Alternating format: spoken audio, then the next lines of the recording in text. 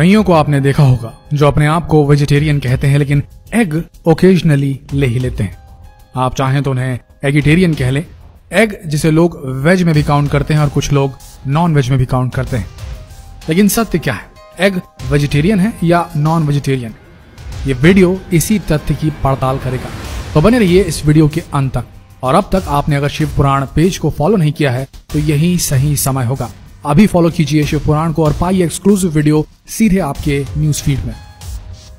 अंडा वेज है या नॉन वेज, इसके लिए हमें समझना होगा कि वेज और नॉन वेज की धार्मिक परिभाषा क्या है। देखिए, जिसमें जीवन है, जिसके अंदर हाड़ मांस है, जिसके अंदर रक्त है, वो नॉन वेज की श्रेणी में आएगा, मांसाहार कहलाएगा। वहीं वेज क्या है?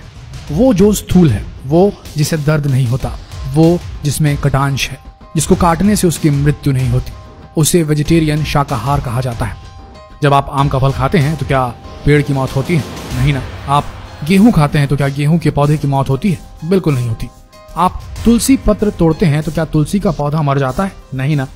बहुत सारी वनस्पतियों की चीजें खाते हैं, उसमें पेड़ की मृत्यु नहीं होती। लेकिन क्या आप अगर किसी मुर्गी की गर्दन काट ले, टांग काट ले, तो क्या वो जीवित रहेगी?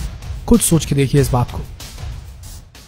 अंडा मूलतः भ्रूण है। एक तरफ तो हम कहते हैं भ्रूण हत्या महापाप है और दूसरी तरफ हम किसी का भ्रूण खाते हैं। ये कितना सही है हमें सोचना होगा।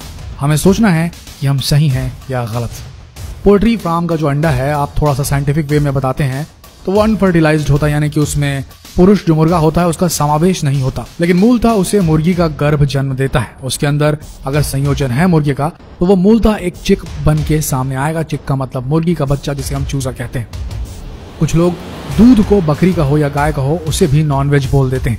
इसको हमें अच्छे से समझना होगा। जैसे एक माँ अपने स्तन से दूध पिलाती है तो क्या होता है, मेमोरी ग्लैंड्स काम कर रहे होते हैं। सांप अपने बच्चे को दूध नहीं पिला सकता क्योंकि उसके अंदर मेमोरी ग्लैंड्स होते ही नहीं।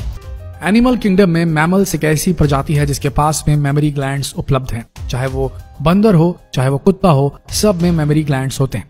ईश्वर ने ये नियत और ये नियामत जो है सिर्फ मैमल्स को दी है। मैमल्स क्या होते हैं? जिनके मेमोरी ग्लैंड्स होते हैं, जिनके वक्ष होते हैं।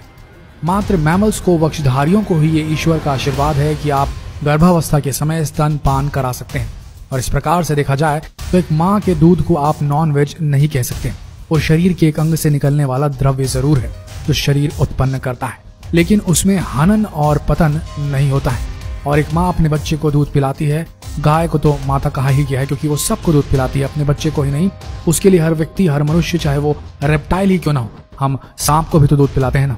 दूध दुहने से जानवर मरता नहीं, इसलिए माँ के स्तन से निकला हुआ जो अमृत है वो नॉन वेज कैसे हुआ, मांसाहार कैसे हुआ?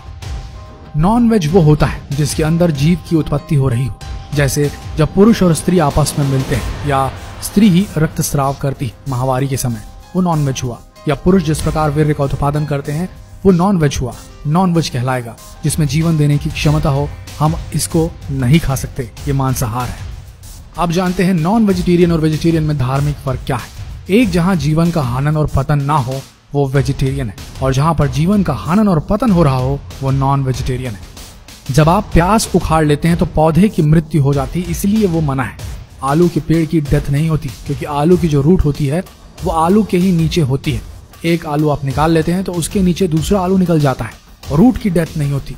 जहां पर रूट की डेथ हो जाए वो नॉन वेज कहलाएगा, चाहे वो पेड़ हो या पौधा हो, जहां पर किसी की मृत्यु हो रही हो। पतन के जिम्मेदार हैं, अगर आप जिम्मेदार हैं तो वो नॉन वेज ही कहलाएगा। अब जैसे कुछ लोग हैं जो सिर्फ ये कहते हैं कि हम योक नहीं खाते, अंडे की पीलक नहीं खाते, अंडे की जर्दी नहीं खाते, हम सिर्फ एग व्हाइट खाते हैं।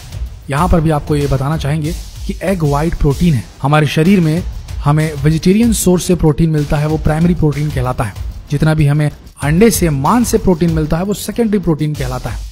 आप ये कैसे जस्टिफाई कर सकते हैं कि अंडा जिसमें जीवन संभव है, वो आप अंडे को रख के देख लीजिए, अंडे में सड़न आनी शुरू हो जाएगी। वो कैसे, किस तरीके से उसका एग व्हाइट भी किस प्रकार से शाकाहारी हो सकता है? वो भी मांसाहारी ही कहलाएगा क्योंकि उसी से सोर्स ऑफ न्यूट्रिशन मिलता है चूजे को।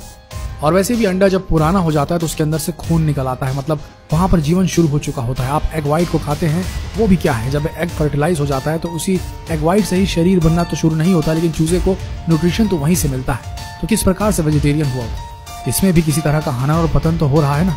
दूध पीने से किसी प्रकार का हनन पतन नहीं होता, पनीर खाने से नहीं होता, दही खाने से नहीं होता। इसीलिए अगर निष्कर्ष निकाला जाए तो उनका कहना है कि बाजार में मिलने वाले सारे अंडे अनफर्टिलाइज्ड होते हैं, यानी कि इन अंडों से कभी चूजे बाहर नहीं निकलते।